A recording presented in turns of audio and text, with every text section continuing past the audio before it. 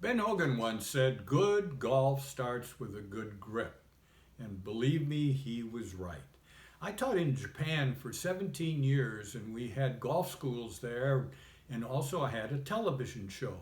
And when we got on the show, one of the things that we did was we would have a class of people that were there for a what you might call a lecture. And then on the table, with in front of everyone, was a form grip like this that you can get at golftrainingaids.com. And next to that was a regular round grip with a very short shaft and then a 5-iron head on it.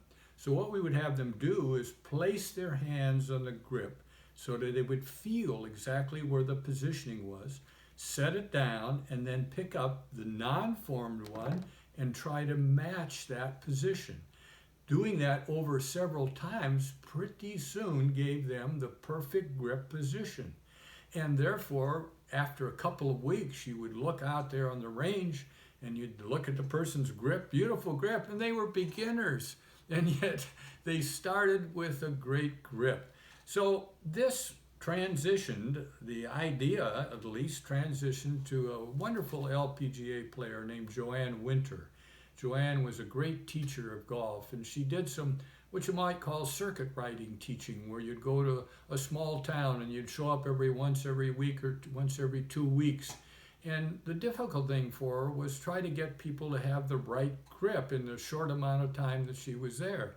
So she got this idea of creating a material, a polymer that we put on a stick, and when they would take it to those people, they would have them place their hands with Joanne watching and get to the right position and squeeze it until their imprint was right on there.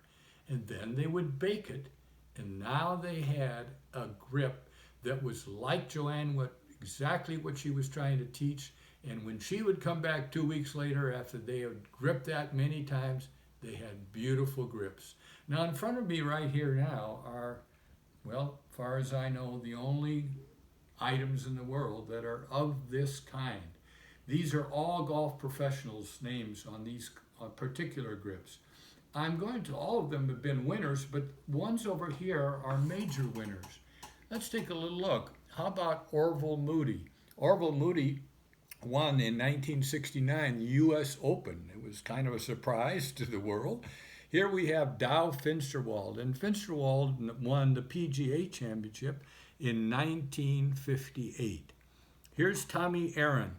Tommy Aaron, the Masters in 1973.